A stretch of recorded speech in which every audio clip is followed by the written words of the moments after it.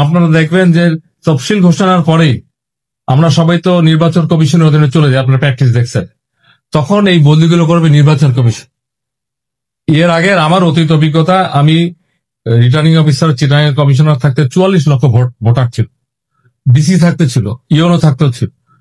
তখন এই ইউনোদের বদলিটা নর্মাল সময় করে বিভাগীয় কমিশনার, আর ইলেকশনের সময় একটা বড় ধরনের রদবদল হয়, সেটা ইলেকশন কমিশন করবে, এবং সেখানে কারো কোনো সে থাকবে না, কোনো তদবির থাকবে না, যাকে যেখানে দেওয়া হবে সেখানে সে যেতে বাধ্য। তো ইউনো হলো অ্যাসিস্ট্যান্ট রিটার্নিং অফিসার, তার উপর হলো ডিসি। ডিসি নিয়োগটা করার জন্য আমাদের জনপ্রশাসন এবং আমাদের, আপনারা জানেন যে 4 সদস্য এবং 3 জন সিভিল সার্ভেন্ট নিয়ে একটা 7 সদস্যের জনপ্রশাসন সংক্রান্ত একটা কমিটি আছে। এই এসএসবি একটা কমিটি আছে। এসএসবি তে প্রথম হলো ডিসি সিলেকশন হয়, এই এসএসবি তে সচিব সিলেকশন হয়। এই ডিসি সিলেকশন কমিটি একটা আছে 5 জনের, ডিসির ফিট লিস্টটা হয়। এই ফিট লিস্টের পরে এই কমিটিতে এটা তোলা হয়। এখান থেকে দেখে দেখে দেখে আমাদের এই ডিসি পোস্টিং হয়, মাননীয় প্রধান উপদেষ্টা অ্যাপ্রুভ করেন, আবার এটা জনপ্রশাসনে আসে, এটা আমরা জারি করে দিই। আসলে জনপ্রশাসনের এটা একক কাজ না, কিন্তু যেহেতু জারিটা এখান থেকে হয়, এই জন্য অনেকেরই ধারণা এটা শুরু শেষ বোধহয় জনপ্রশাসনের কাজ না। We are in the process. Sir, একটা বিষয়, গত 3টা নির্বাচনে যারা ডিসি বা রিটার্নিং কর্মকর্তা ছিলেন তাদের বিরুদ্ধে ব্যাপক অভিযোগ ছিল।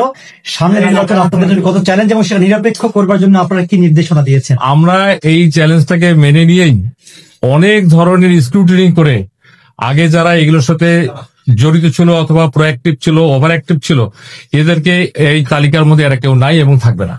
আপনারা কি নির্দেশনা দিয়েছেন ভোট সুষ্ঠু নিরপেক্ষ?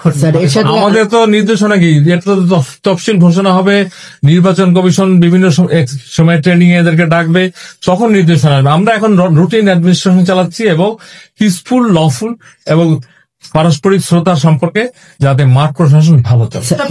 সেক্ষেত্রে তার একটা মানে যে পরিমাণ আপনারা নিয়োগের চিন্তা করছেন, রিক্রুটমেন্ট 4000, স্যার বললেন যে আগে অনেকে রিয়েক্টিভ ছিল বা এরকম ছিল, সেক্ষেত্রে যথেষ্ট মনে করা হচ্ছে যে নতুন নিয়োগ ভালো হবে?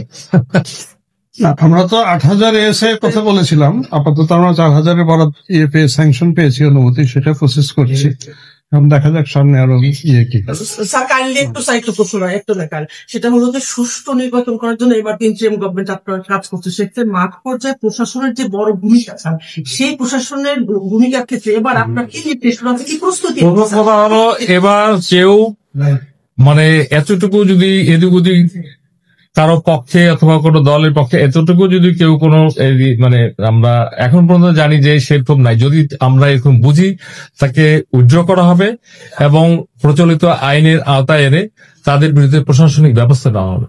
এবং এই দুঃসাহস, আমি মাঠ প্রশাসন বলতে যেটা বুঝি, বিভাগীয় কমিশনার, ডেপুটি কমিশনার, উপজেলা নির্বাহী অফিসার, এনারা হলে ইলেকশনের সাথে জড়িত।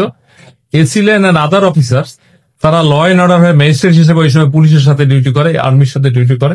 এটা হলো ম্যাজিস্ট্রেসি ডিউটি।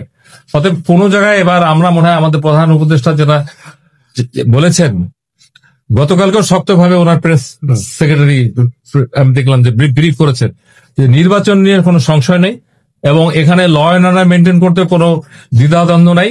এবং আমাদের যে 3টা ইলেকশনের অভিজ্ঞতা সিভিল সার্ভিসের, এখান থেকে তাদেরকে অত্যন্ত শক্ত বার্তা, এখনো আমরা সেইভাবে যারা ইলেকশনের রিটার্নিং অফিসার কারা হচ্ছে, এটা পুরো নির্ধারিত হবে তফসিল ঘোষণার পর। ওই সময় সরাসরি যে নির্দেশনা যাবে, এর বাইরে কোন ডিসি সাহেবরা কাজ করতে পারবে না, করবে না। এবং সকলেই দেশপ্রেমিক মানুষ, সকলেই চাই একটা মডেল, একটা আমরা কি বলবো, গর্ববোধ